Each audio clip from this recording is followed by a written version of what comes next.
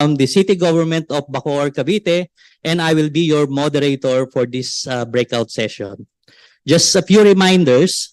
Before we start, please be informed that this event is being recorded and is simultaneously being broadcasted live in our official Facebook and YouTube accounts. Please be advised also that all related questions shall be accommodated by the resource speakers during the open forum at the end of the learning session. We will start with the Zoom questions, then our on-site live questions. For our Zoom participants, please drop your questions through our Learning Management System or LMS. For our on-site participants, kindly use the microphones in front and at side and state your name and affiliation before you state your question. But before that, I guess everyone is excited about the raffle since this has been going all throughout, no? Excited ba sa raffle? Okay. So for today, we are thrilled because we are having an entire session on procurement requirements and practices. But before we proceed to the lecture proper, let us have our first raffle draw. Now, for those who submitted their questions via LMS, winners will be receiving special tokens from GPPB TSO. CDD support, of course, will assist us for this, no? May we flash the screen again?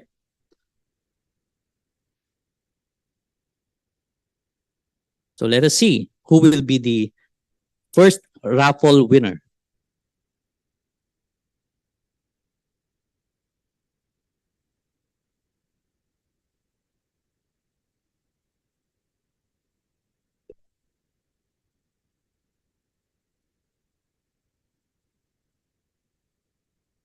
Hindi tayo na-inform. But whoever number 7 is, winner na. Wala. So if wala pa yung attendance, then we can maybe defer the raffle and we will proceed with the introduction of our lecturers, our resource persons for this afternoon. Sige, sobrang advanced. Yeah, because we made some adjustments since the first sessions started or ended late. So, but anyway, we're here and we're excited for the resource persons that we invited for this afternoon. And for the first resource person, this is for the procurement procurement in the construction sector. So we will be calling a Project Director of DPWH RMCIB UPMO. And he is a project director from July of 2021 to present. He is a graduate of BS in Civil Engineering at the University of the East Caloocan campus with postgraduate degree at St. Mary's University of Innovative Master in Public Administration. So, may we call, see here, yeah, our speaker for this afternoon session, Engineer Benjamin A. Bautista, the Project Director of DPWH. So, good afternoon, everybody. So, on behalf of our beloved Secretary Manuel Bunoan and Senior Undersecretary Emil K. Sadain, I want to present to you the projects of DPWH to be bid out by 2024. It is not only civil works, but also feasibility studies and detailed engineering design. So allow me to show you a 7-minute video presentation. Because pagka sinabi kong lahat yung aming ibibid na project. But this is a selected infrastructure projects. Yung mga maliliit, nando sa aming nakapost na sa PhilJeps. Lahat yan, lahat ng ating mga projects. So, can we start by playing the video?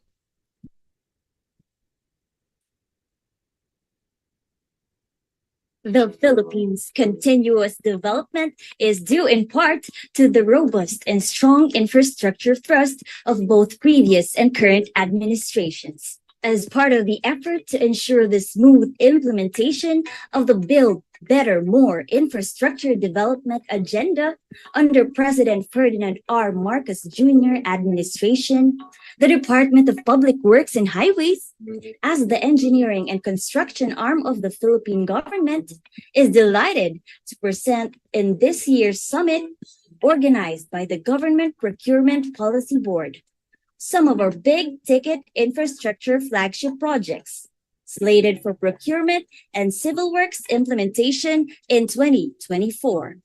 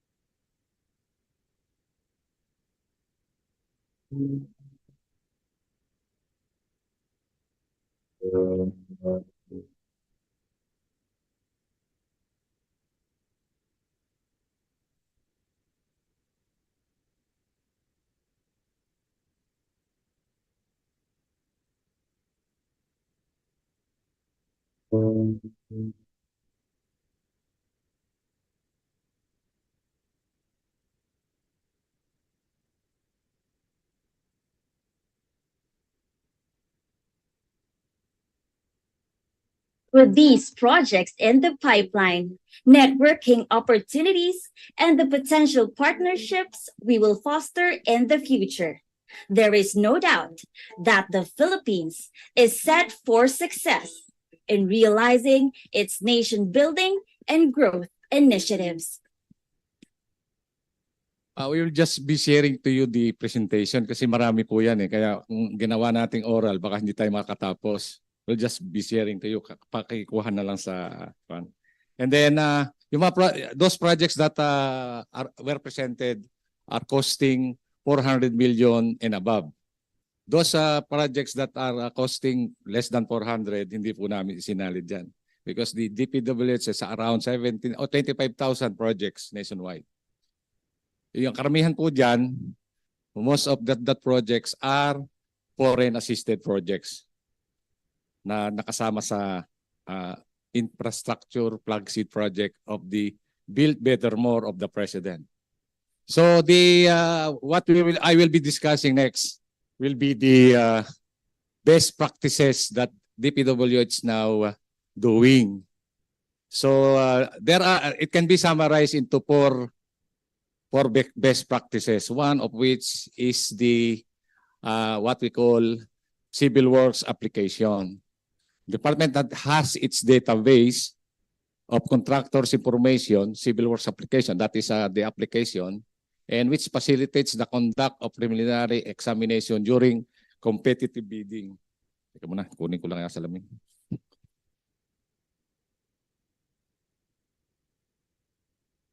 So, civil works application, wherein the contractors fill out the contractor's confidential application statement for inclusion. This, the information data submitted are to be used by the DPWH in determining the eligibility of the contractor during bidding consistent with the relevant provisions of RA 9184 and its IRR.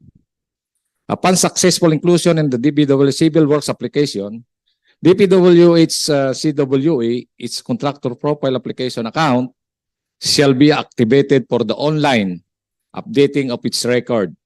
The CPA is regularly updated by the contractor. So makikita nyo ron yung experience ng contractor. The contractor should be the one to update that, and then it will be validated by our procurement service. Okay, the next best practice is what we call the application of what we call contract project management application, or PCMA, project contract management application. This tool is being used to monitor the progress of each project. So, lahat ng performance ng contractor, we can easily, isang click lang. We can determine the performance, whether they are negative or positive slippage. And then our procurement, our technical working group, in our procurement service, will validate. Next is next slide. The department has developed a system in choosing the observers of each procurement activities to take advantage of the role of observers in ensuring that the procurement activities are performed in accordance with the law and to avoid fraternization. So we have the accredited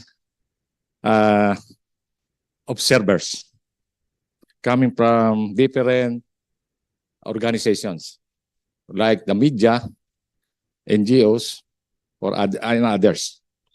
Okay, so that there will be transparency. The bids and awards committee shall in all stages of the procurement process invite representative from the Commission on Audit of at least 2 observers or to sit in its proceedings. And also, our bidding process is being online, especially the opening of the bids. Naka-online tayo sa Facebook. Then number 4, the DPWH has a policy that is on the Department Order Number 9, Series of 2012, allowing bidders to propose key personnel for the contract under procurement who are currently assigned in other ongoing projects, provided it submits a certification that it will pull out from the ongoing project once the bidder is awarded in contract, and that the same will be replaced with another person with equal or better qualifications are certified by the head of the implementing office. So there must be a certification. Pwede naman siyang isama sa bidding sa technical personnel, pero once the project is awarded or will be ongoing, kailangan available siya. Or he can be replaced with equal or better personnel. That is the summary of our best practices in the department. Hopefully, it will be emulated by the other departments. So, with that, thank you and mabuhay.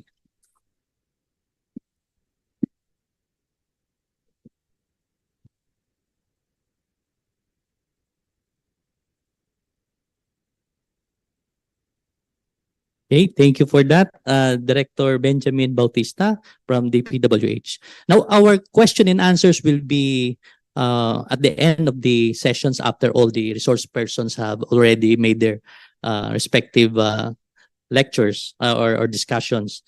Okay, we will proceed to the next presenter. For the transportation sector, we have a fellow GPPB recognized trainer. She graduated cum laude from Baguio College's Foundation with a major in political science and further pursued her higher studies for Bachelor of Laws from St. Louis University, also in Baguio City. Currently, she holds the position of Director for Procurement Management Service of the Department of Transportation and has been in the government service for the past 33 years. She has been esteemed GPPB procurement influencer for NCR cluster. Recently, she was also a recipient of the Billy Bayong Award for the fiscal year 2022, awarded by the GPPB last August 2023 for responding to co-trainers' concern and for constantly displaying her ability to deal with the challenges of the digital transition of the GPPB TSO. Joining us today, please welcome Attorney Zenaida B. Bautista Biteng.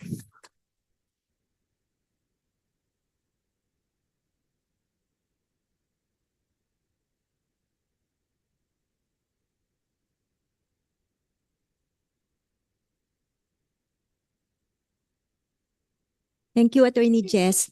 Good afternoon, everyone. Before making my presentation, I would like to thank the GPPBTSO for giving the DOTR the opportunity to present its infrastructure projects for fiscal year 2024.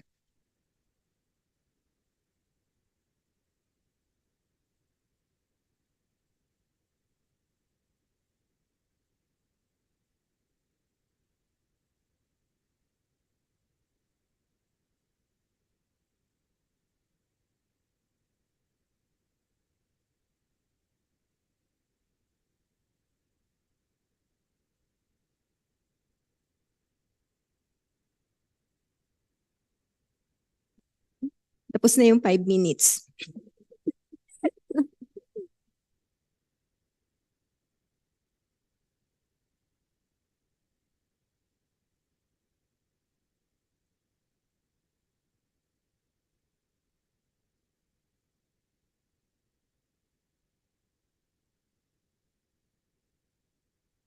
So we have the Busuanga Airport Development Project. The scope of work of Busuanga Airport is concreting of runway. The location of the project is in Coron, Palawan. The program amount for this project is 405 million. The approved budget for the contract is 392,833,980 pesos and 80 centavos. The project duration will be 360 calendar days, inclusive of the predetermined unworkable 60 days. Next would be, I'm sorry, shown in the screen will be the site development plan for the project. Then we have the existing condition. We have Phase 1 and Phase 2 of the ongoing construction of runway embankment. Next slide, please. So this is also the ongoing construction of runway embankment. Next would be the Lawag International Airport Development Project. The scope of this project would be the construction of airside, navigational, and landside facilities. The location for this project would be Barangay Gabu, Lawag, Ilocos Norte. The program amount is 70 million with an ABC of 67,876,290 pesos. Project duration will be 270 calendar days. Shown in the screen is the site development plan for the project and the existing site condition. So all of the projects that I will be mentioning are included in the fiscal year 2024. These are included in the indicative APP of the Department of Transportation, which you can view in our DOTR website.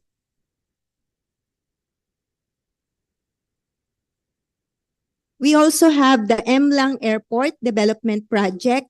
The location will be in Central Mindanao. The scope for this project is the construction of landside facilities. The program amount is 27,578,000. ABC for this project is 26,736,532 pesos and 20 centavos. Project duration will be 180 calendar days. This is the site development plan for the Central Mindanao International Airport. This is the existing site condition.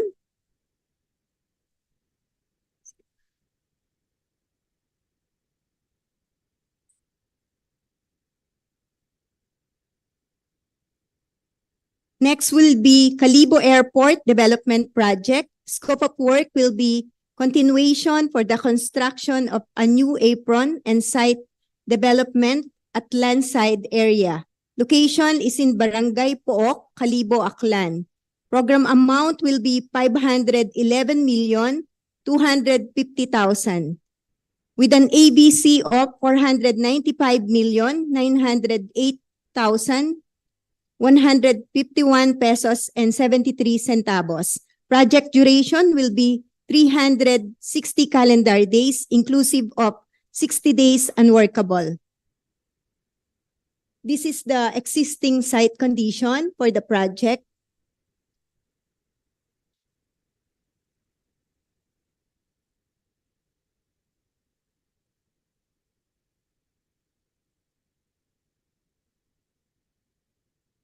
Next will be Tacloban Airport Development Project. It has a scope of airside runway strip with grade correction sheet pile. Location will be at Barangay San Jose, Tacloban City, Leyte. Program amount is 500 million pesos with an ABC of 484,995,284 pesos and 21 centavos. Project duration is 360 calendar days, inclusive of the unworkable 60 days. This is the existing condition.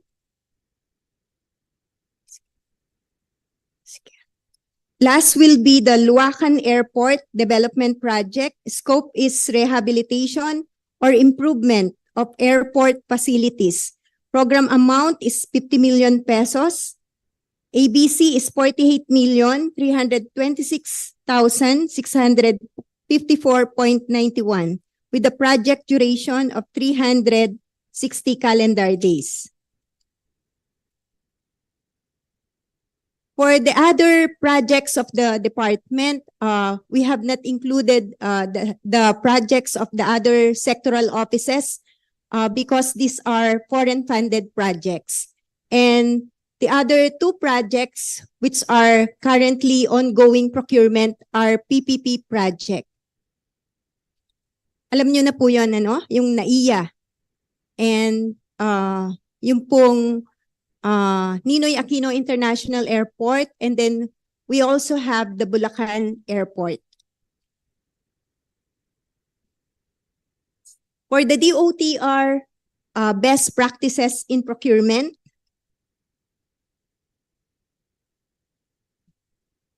we require our end user units to submit their project procurement management plan to the Procurement Management Service Procurement Planning and Management Division in order for a thorough review of these PPNPs before consideration of the Bids and Awards Committee.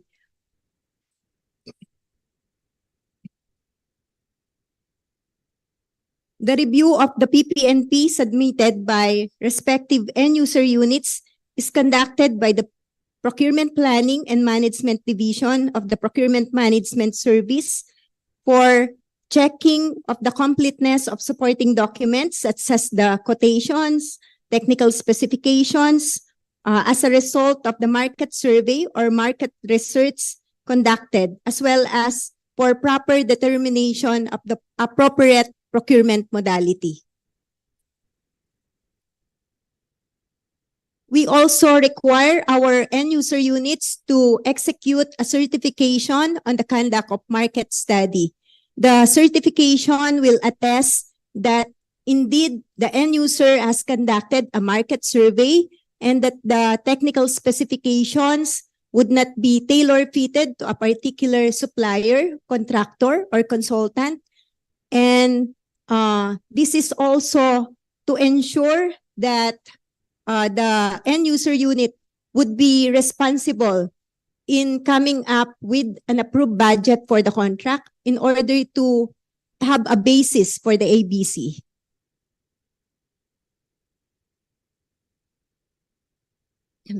We also require our end user units for infrastructure projects to execute a certification on the conduct of detailed engineering. This is to ensure that there's due diligence that the end user has complied with the standards set by the department on the conduct of detailed engineering. Lastly, our major procurement activities are on live stream via Facebook. This is to strengthen transparency and to have a wider dissemination of bid opportunities. Thank you.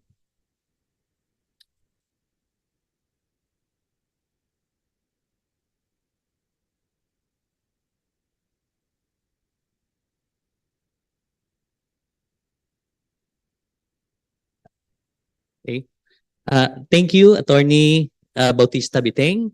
And to get the ball rolling, we will proceed to the next presenter from the LGU of Pasig City.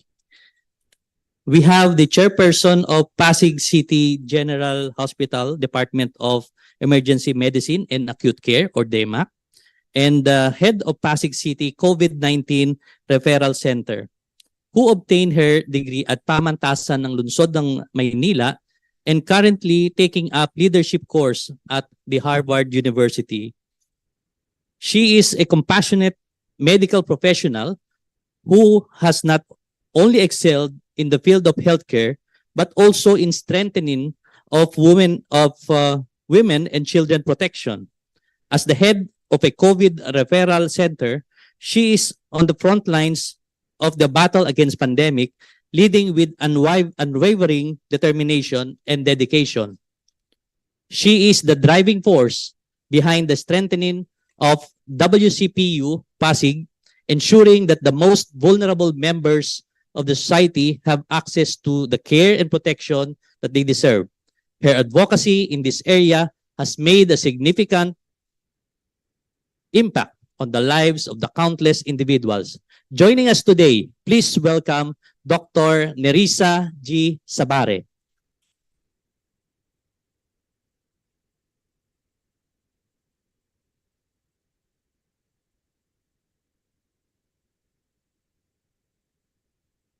Thank you very much for that kind introduction.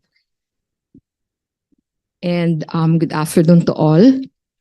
I am here to present Pasig City's innovative strategies during pandemic under the able, competent, and transparent leadership of our Mayor, Victor Maria Regis Soto. My name is Dr. Nerissa Sabare. I'm an emergency physician and the one assigned as a team leader in the Pasig City COVID Referral Center. Noong panahon po ng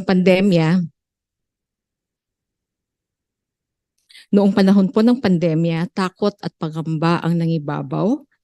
Mabilis ang tugon ng Pasig City sa hamon ng panahon sa pamamagitan po ng Executive Order PCG 16 Series of 2020, pinalakas ang estratehiya laban sa pandemya.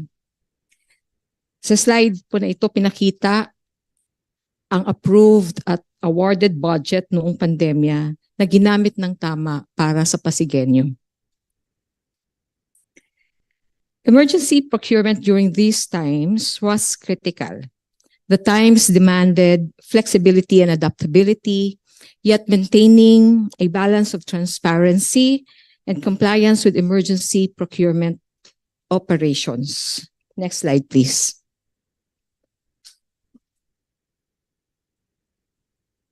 Sa panahon ng pandemya, ito ang pinamalas ng Pasig City, ang mga innovative strategies sa pagresponde sa pandemya. Ang unang estratehiya pong naginamit ay ang detection and isolation of patients. Kinonvert ang Pasig City Children's Hospital into Pasig City COVID Referral Center. Dito dinala, ito po ang ating Pasig City COVID Referral Center. So dito po dinala ang mga may COVID-19 na nangangailangan ng gamot at oxygen. Kinonvert din po ang Rizal High School. Makikita po natin sa gitna po dito sa ilalim.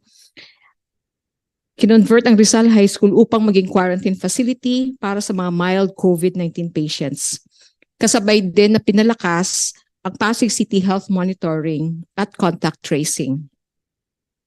Pangalawang estratehiya, ang treatment and management of patients with COVID-19. Pinalakas po ang ospital sa pamamagitan ng pagbili ng mga hospital equipments tulad ng mechanical ventilators, high-flow nasal cannula machines, cardiac monitors, defibrillator, CT scan machine, ultrasound, hospital beds at iba pa po. Nag-procure ng gamot katulad ng remdesivir, tocilizumab, antibiotics, anti-diabetes, anti-hypertensives at marami pa po. Dinagdagan ang supply ng oxygen. Nilagyan ng negative pressure ang lahat ng patients' rooms upang hindi mahawa ang mga healthcare workers na nasa loob ng ospital.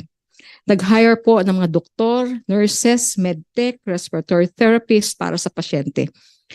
Nagtayo din ang Pasig City ng molecular laboratory upang mapabilis ang diagnosis at management ng COVID-19 patients. Bumili rin po ang Pasig City ng COVID vaccines dahil ito ang paraan para masugpo ang sakit. Pangatlong estratehiya, management of patient surges. Ito po ang game changer at galing po ito sa konsepto ng expand and contract. Nagkaroon ng Pasig Modular Hospital na itinayo sa katabing PLP grounds at ginamit as step-down facility ng mga pasyente naghihintay ma-discharge upang mabilis mabakante ang beds at makapag-admit ng bago. Noong panahong nakapila po ang mga ambulance sa emergency room, sa labas ng emergency room dahil sa overcrowding sa emergency rooms, itinayo ang Pasig City Holding Area sa Rizal High School. Nagsilbing field hospital upang ma-deload ang ambulances at masimulan ang gamutan habang naghihintay na mabakante ang isang bed sa ospital. Sa matagumpay na COVID-19 response, nakatanggap ang Pasig City ng recognition. Next slide, please. Ng recognition sa DOH Metro Manila Center for Health Development noong 2020 at noong 2021 naman galing sa National Task Force Against COVID-19. Nitong October 20, nabigyan uli ng recognition ng DOH MMCHD ang Pasig para sa 2022 LGU Health Scorecard implementation kaugnay ng Universal Healthcare. Ang mga estratehiya pong ito ay nakapaloob sa framework ng Pasig City Pre-Hospital Care and Medical Control Program na kinilala bilang isa sa 10 nanalo sa prestihiyosong Galing Pook Awards 2023. The concept of program recognized by Galing Pook Awards is presented. Ang aming pong program, ang title po nun ay Pre-Hospital Care, Pasig City Pre-Hospital Care and Medical Control Program. This was presented as a roadmap that can address barriers in healthcare delivery. The framework's focus is provision of patients' access to medical services, which offers endless possibilities and solutions and innovations to address roadblocks in the delivery. All we need is creativity and open-mindedness.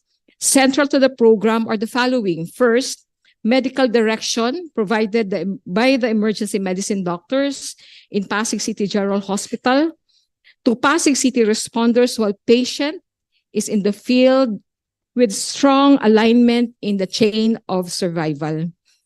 Second is the strong support of Pasig City government. And lastly, the cohesive linkages of other essential elements of emergency medical services. Maraming salamat po.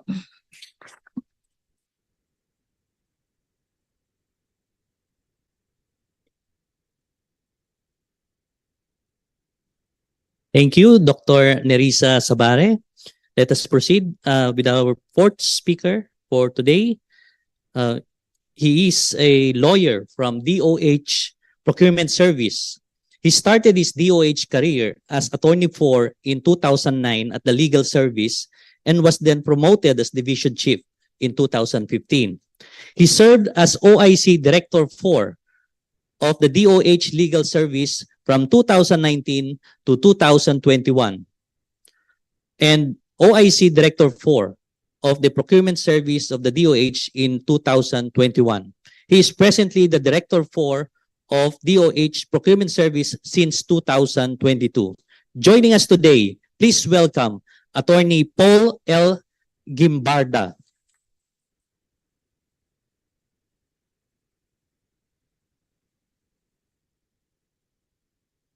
Thank you, sir, for that introduction. GPPBTSO, thank you for this opportunity and a pleasant afternoon to all of us.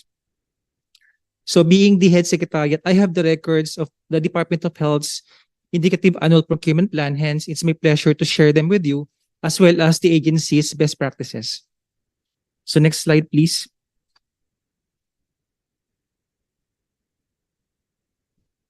Okay. So I'll be presenting in behalf of Undersecretary Carolina Bitaltaino, who's in equally important engagement. Thank you. Next slide. So as you will see, the Department of Health's indicative annual procurement plan amounts to around 16.385 billion pesos. And of this amount, we will be spending around 16.2 billion pesos for the procurement of goods and services, and the remaining for consulting services. Next slide. Okay. So we have to keep in mind that since this is just an indicative annual procurement plan, and then it will depend, of course, on the actual approval of the General Appropriations Act for 2024, which we will then have to make some adjustments. So for our indicative annual procurement plan for fiscal year 2024, we will be spending around 6.5 billion pesos for vaccines, and then for drugs and medicines around 4 billion pesos. And for my topic for this afternoon, the medical supplies and equipment around 2.2 billion pesos. Contract of services around 1.3 billion pesos. Family health commodities and supplies 873 million pesos. ICT projects and supplies around 572 million pesos. Insecticide and vector control supplies around 384 million pesos. Media placements around 194 million pesos. Consulting services around 179 million pesos, and others. So our indicative annual procurement plan is available on our website. You can check them out. If you'd find, I hope you'd find interest in other of our categories for procurement for 2024. Sige, next slide. So as I mentioned earlier, I'll be focusing on our procurement requirements for medical supplies and equipment. And we have first our Office Concerned Program Implementers, our Disease Prevention and Control Bureau, which is tasked with the prevention of communicable as well as non-communicable diseases. And for the budget for this medical supplies and equipment, they have allotted 1.8 billion pesos. We also have their subunit, the Family Health, Immunization, Nutrition, and Responsible Parenting, that will be spending around 257 million pesos. And then our World Bank projects for Philippine COVID-19 Emergency Response Program will be spending around 42 million pesos. Our Health Emergency Management Bureau, responding to health emergencies, public crisis, spending around 25 million pesos. Health Promotion Bureau to be spending around 10.4 million pesos, as well as our Philippine Blood Center, who will be transferring the procurement process to our NCR regional office. We will be spending around 27 million pesos. So, to be particular, as I mentioned, I'm ready to share with you my slides, and then you can also see our particular items with their specifications on our website. So I'll just be scanning here, be presenting to you the generic or the usual categories of our procurement. So number one, we have the MTB RAF cartridges for TB testing kits ito. We will be spending around 1.3 billion pesos. For HIV testing kits, around 206 million pesos as our ABC. HIV viral load point of care test, around 77 million pesos. Water-based lubricant, around 66 million pesos. Stool examination, 53 million pesos. Malaria combo RDT test kit, around 25 million pesos. Dengue test kits, around 15 million pesos. And HIV testing kits for confirmation, around 15 million pesos. Sige, next slide. So as you will see, mga medical supplies pa lang siya. We categorize test kits as our supplies, So yung filariasis test strips, around 14.8 million pesos. Syphilis test kits, around 12.3 million pesos. Hepatitis C viral load test reagents, around 11.3 million pesos. CD4 reagents compatible with PIMA machine, around 9.7 million pesos. Hepatitis B viral load reagents, around 7.4. So for CD4 reagents compatible with PIMA, it's 9.7. No? And then HIV RDT, it's around 5.2. And then for HPV, it's around 4.3 million pesos.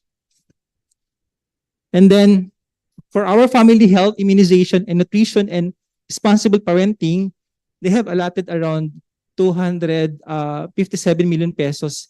And then you will see naman yung kanilang respective items for procurement. Sige, next slide na tayo. As well as for our World Bank procurement for emergency response, they will be spending around 14.4 million pesos for the procurement of digital radiographic X-ray machine for 3 units. Sige, next slide. And then for our Health Promotion Bureau, allotting 10.4 million pesos for these items. Sige, next slide. As well as these items. Composing the 25.7. Sige. Okay. So let's go now to our best practices, and then we are proud, of course, to share them with you. First, we have what we call the Procurement Operations and Management Information System. This is for the use of the central office and users. What we do here is that they simply put in their procurement requirements, preparation for the PPMP, and then once it's you put it in there, that will be translated into an annual procurement plan. So that's for the convenience, of course, of our central office bids and awards committee for us to be able to conduct procurement on time. So yun siya, parang consolidation lang ng PPMPs into an annual procurement plan. And then this can generate actually a purchase request already. Sige. And then we also have developed a procurement forum site that is for consumption of our central office, our regional offices, attached agencies, as well as our retained hospitals. So they can get an instant reply. If, for example, they be asking questions pertaining to the procurement requirements, meron tayong ready available responder who can readily assist them by providing them the necessary guidance online. So this is for the convenience, of course, of our procurement practitioners nationwide DH family. Sige, next slide. And then we also conduct a semi-annual procurement coordination meeting with our end-user unit dialogue. So we listen to our program implementers, their bottlenecks, their concerns, to be able to address them and have a smooth procurement activities by our COBAC, or as our central office bids and awards committee. Then we also conduct semi-annual suppliers dialogue. This is where you are special, So we allot a day. Actually, it's biannual. We invite our project partners, of course, to learn their concerns naman. It's not always the Department of Health's yung kanyang requirements na, of course. We also listen to our partners because we don't want for them to lose their interest in joining in our future procurements. So we conduct that semi-annually. And then we also conduct annual procurement updates for our DOH, CHDs, hospital TRCs, and attached agencies as part of the capacity training activities. So annually kasi there's some changes in the membership in the Bids and Awards Committee, TWGs, etc. So it's our opportunity for them to be able to be informed of the updates on RA 9184. And then we also have a conduct of procurement market research study and survey. It's synonymous to what GPPBTS is conducting right now, is an expo. So we invite suppliers. There's a particular team for, let's say, it's a medical equipment. So we invite them to be able to meet our end users, whether it's in central office or even in our regions, also attending in that event are hospitals. So it's an event where the end users can meet with the suppliers and then come up with the discussions on what's prevailing specifications, pricing, etc. for a particular health commodity. Sige, next slide. And then the observance of our internal offices, we have issued department memorandum. First, our DM number 112, updating of the documentary requirements for the processing of procurement projects through alternative methods of procurement, so that when one is passed to the back, it will now be smoother. No, there's already justifications why we are resorting to alternative methods of procurement. And then we also have DM number 110, updated procurement requests and terms of reference checklist for the procurement projects, so that it will be convenience for both parties, our end users in the back. It's merely just checking on the requirements, so that there will be a standard requirements. No, there will be no additional requirements that will be requiring from our end users. Alam na kagad nila ano ba yung hinahanap ng back natin to initiate the conduct procurement process. And then we also have DM number 166, guidelines on the preparation of common use supplies and equipment, because there is a timeline for each agencies to be able to submit the CSE list to PSDBM. So we need to expedite this, no? Kaya kailangan namin ng guideline for the whole central office. And then we also have DM number 270, requiring the submission of market study, because of course, our back would require our end users to be able to justify the pricing, specifications, etc. That's why we have this DM number 270.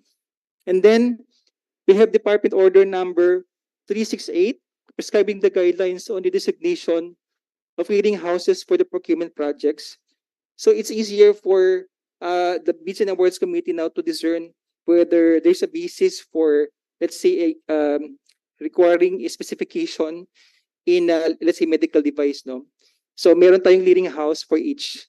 Kasi ang mga medical equipments are highly technical, and some of our Bids and Awards Committee may not be able to really discern the significance of such features. Hence, we have clearing houses. Sige, next slide. And then before I forget, I was also tasked to share with you that our supply chain management service has also come up with a warehousing requirement of the DOH. No, so now we have around 5 existing warehousing facilities scattered around the Philippines that can hold temperature controlled. It's a temperature controlled facility that can hold those health commodities that would require temperature. No. So meron tayo niyan. It will now be soon operational, most likely for the next coming years. They are now ongoing construction. The objective here is to facilitate the ease of distributing health commodities. We've learned a lot during the COVID-19 emergency crisis, and we learned that time is really essential. That to be able to bring these health commodities to the public. So I guess that's the end of my presentation. Thank you so much.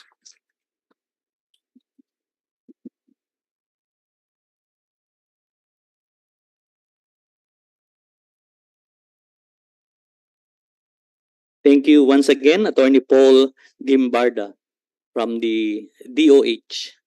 Okay, for the fifth and the final speaker for this session, we have a career executive service eligible, a lawyer, and a graduate of Public Procurement Specialist Certification Course, 3 levels of the GPPB TSO and the UP National Engineering Center, and a certificate holder in Public Procurement from the UNDP Chartered Institute of Procurement and Supply from Denmark, both introductory and advanced courses, and also a public procurement practitioner since 2012.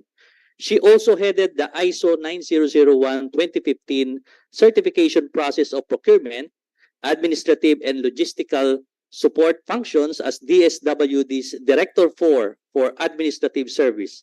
I'm proud to introduce my batchmate and fellow GPPB recognized trainer. Please welcome Attorney Karina Antoinette A. Agudo.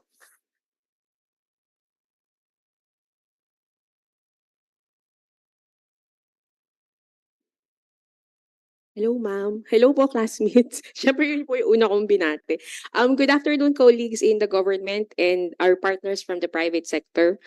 I will be presenting today the disaster relief supplies requirements and procurement best practices of the Department of Social Welfare and Development, or the DSWD. Next slide, please. The DSWD is the forefront government agency leading the food and non-food items cluster of the response and early recovery pillar of the National Disaster Risk Reduction and Management Council. It carries out programs and projects to meet the basic needs of the disaster-affected population during or immediately after a disaster. The DSWD undertakes the implementation of the Buong Bansa Handa project, or as a whole of nation approach to disaster preparedness for response, which aims to enhance the country's disaster resilience by mobilizing all sectors of society to work together in preparing for and responding to any disasters. The Buong Bansa Handa project underscores the significance of united efforts to safeguard the safety and welfare of all Filipinos during times of disaster. It acknowledges that disaster preparedness and response are responsibilities shared by all sectors of the society. By emphasizing collective action, the project aims to foster a sense of shared responsibility and mobilize the entire nation towards a comprehensive disaster preparedness and response. Next slide, please. One of the preparedness initiatives by the DSWD under the Buong Bansa Handa project is the prepositioning of relief foods, including both food and non-food items. These items are strategically stored in partner warehouses or facilities with a specific focus on geographically isolated and disadvantaged areas that are prone to typhoon and other calamities. By prepositioning relief goods in these vulnerable areas, the DSWD ensures their availability and quick distribution to affected communities when disaster strikes. For the year 2022 alone, a total of 3,181,780 family food packs were procured and distributed by the department throughout the Philippines. For the year 2024, next slide please, the following are the disaster relief supplies requirements of the DSWD under and funded by its 1.25 billion share in the Quick Response Fund as indicated in the National Expenditure Program. First, the procurement of pre-packed family food packs, meaning the food items were already sorted out and delivered to us in a box ready for distribution. Our food packs po are composed of vacuum-sealed rice, sardines, corned beef, canned tuna, chocomalt, and 3-in-1 coffee. For raw materials, there's our food items and non-food items needed for packaging. This ones po, yung department na po yung nagre-repack through our volunteers. By participating in the bidding items for items 1 and 2, you help us help the community as our relief items reaches as far as Batanes and as far as Jolo. The other items are women-friendly and child-friendly space tents, women-friendly and child-friendly space kits, and camp management kits. The last 3 items are spaces specifically designed to create a nurturing environment for children and would address the specific needs of women during crisis or emergency situations. For my last slide, as part of our strategies and best practices, we at the DSWD adopts the following. Number 1, the use of framework agreement for just-in-time procurement as it ensures that sufficient and readily available food packs are available at any given time regardless of the nature of operation. It also reduces and or avoids stockholding or warehousing of goods and cost and the risk accompanying it. The efficiency, cost saving, and long-term strategic benefits of the framework agreement makes it ideal for the Buong Bansa Handa project and its utilization flexibility for stockpiling, prepositioning, and/or disaster operations. Number two, the department has already started to undertake its early procurement activities in preparation for CY 2024. Number three, originally, the DSWD solely procures raw materials and undertakes the repacking in our warehouses through the help of volunteers. As a parallel mechanism, we are now procuring pre-packed family food packs where the components were already assembled by the supplier. And number four, we regularly conduct a supplier summit where we invite service providers and consultants and orient them with the basic procurement procedures, documentary requirements, and payment procedures and timelines. That will be all po from my end. Thank you everyone for listening.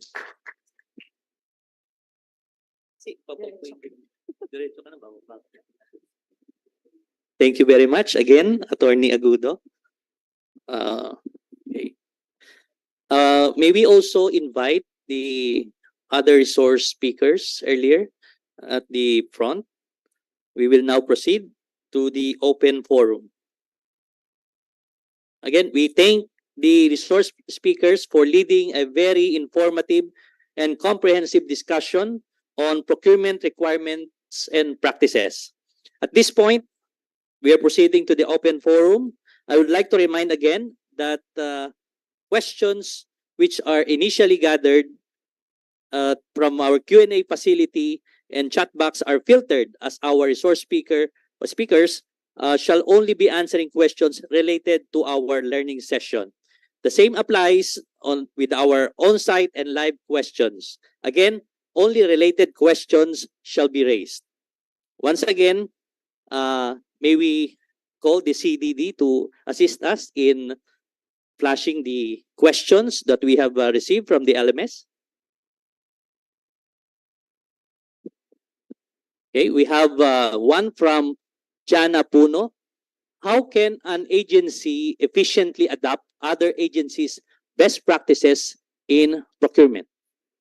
So we will have each speaker their opportunity to answer that question. Very briefly.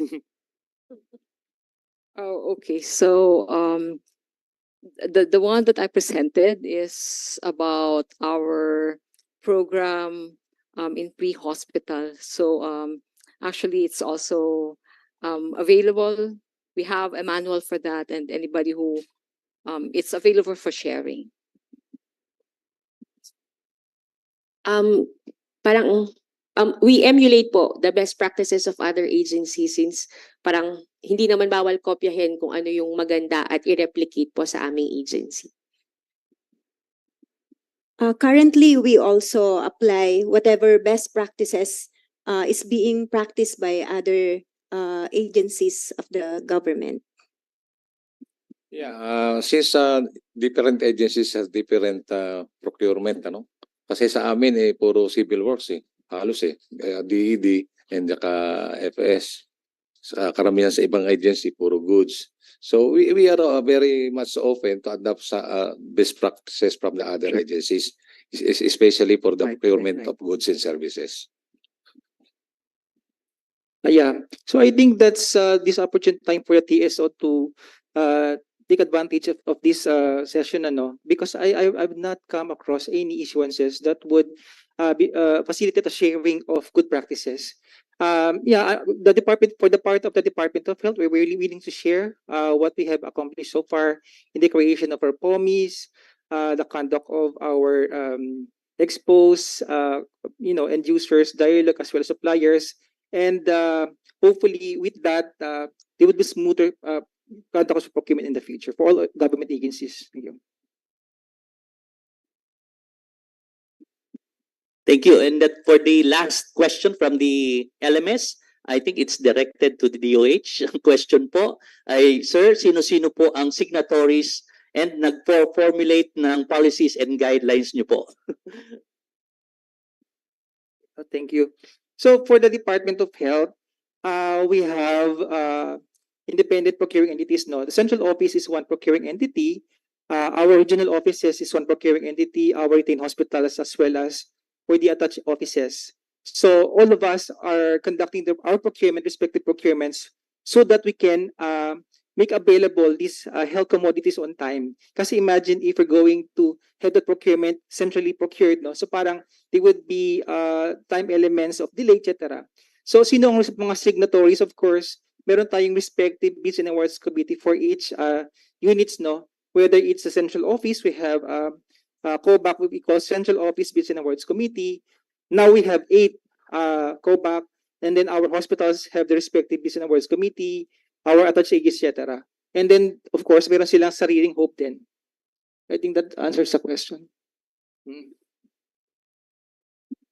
Thank you for that. And we will be asking one question from the participants here in the room. Any question from the participants here live inside this room regarding the presentations made earlier, no? So sobrang dami kasing opportunities that we saw, and also the sharing of the best practices. So we have one question from this room. Wala. Mukhang medyo na-overwhelm sila sa dami ng opportunities. And for those suppliers and contractors here, I believe the message is clear, no? We are one in making things happen. So this, I think this concludes our open forum. And with that, we would like to thank our resource speakers for leading a very informative and comprehensive learning discussions. So thank you very much po. Palakpakan po natin yung ating mga speakers. Okay, so thank you po. And we will now proceed with the much-awaited raffle, no? Remember yung raffle kanina, masyado naging premature, no? But we will answer that with a lot of prizes at stake, no? We will be having 10 raffle prizes to be drawn now, okay? So are we now ready? So for the first raffle winner,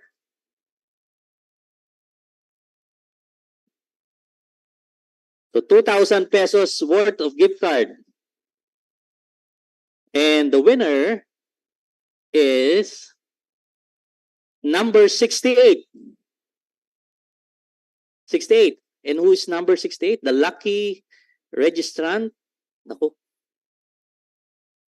Hindi ba ako yan? Wala. Absent. Umalis na. So kung wala, may we verify if wala yung 68? O 42. Who's the lucky winner number 42? Wala pa rin. Sabi nung mga nasa Zoom, paano naman kami? Di ba kami mananalo dyan? So may name naman, no? Yung mga names na naandyan ay pwede ring manalo, no? So we have Virginia Barbara. That's winner number 1, right? Okay.